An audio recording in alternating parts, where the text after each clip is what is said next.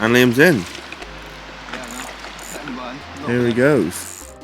Right guys, welcome back to another video. I want to give a quick shout out to everyone that stopped and said hi to us recently. It's been awesome meeting you guys. Please, if you see me out and about, or Billy, come and grab us. We love putting faces to names and comments and likes we get from the videos.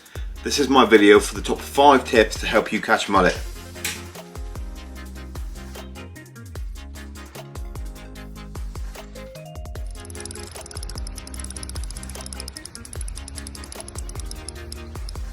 Right guys, so this is tip number 1 for catching mullet.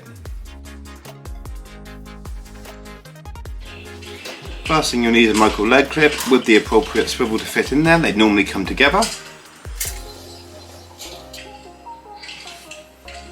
The next item you'll need is a feeder. I like the Guru 2-ounce gripper feeders. I've used them on the Y and for mullet fishing. I think they're fantastic. Some IQ2 fluorocarbon. I like the 10-pound breaking strain. Yeah, again, I've used it a lot, absolutely love it. Any fluoro will do though. Last but not least is hooks. Anywhere between size 10 and 16s are the sizes I use. I try and use a size 10 where possible, just for a better hook hold, but I do opt for barbless, that's a personal choice.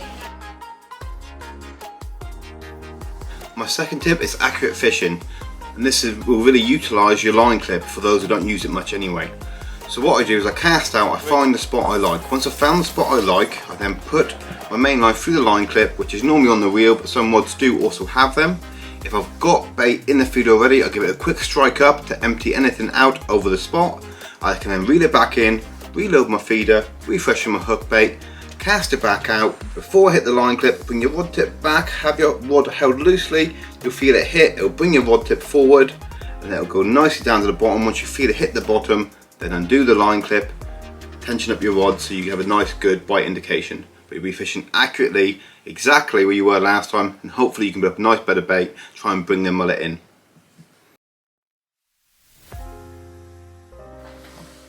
Right guys, so tip number 3 is your feeder mix.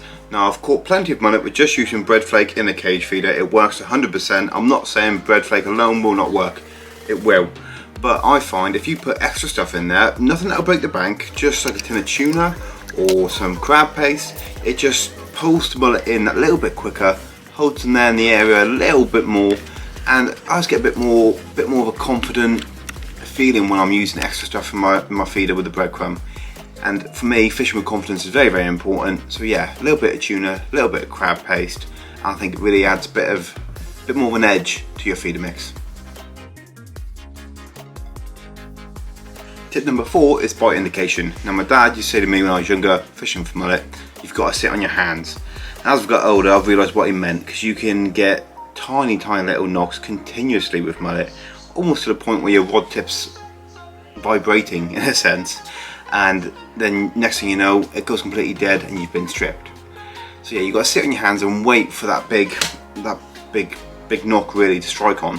The little knocks can be anything from tiny mullet playing with your hook bait, them hitting your cage feeder and give you indications. I do run my cage feeder, always crimp down the swivel a bit in the micro lead clip, just so I have a bit of a better bite indication running system, a bit like you would for maybe barbel or chow or something like that on the Y. But yeah, so I run it that way so I get a bit better bite indication. And you've got to sit on your hands, you've got to wait for that really big hit.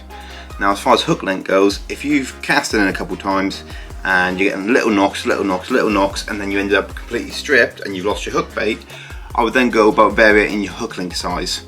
You can go longer, you can go shorter. Rule of thumb, if I'm on a fast flowing tide, I do tend to go a bit longer than 6 inches, but at the same time, if I feel like tons of mullet are rushing my feeder and missing my hook bait because it's too long, I will shorten it. So it's worth varying it, maybe pre-tie a couple different lengths, and that way it's very easy to switch over. But yeah, so always variate that, go with a game plan, but be willing to change it, because mullet is never the same.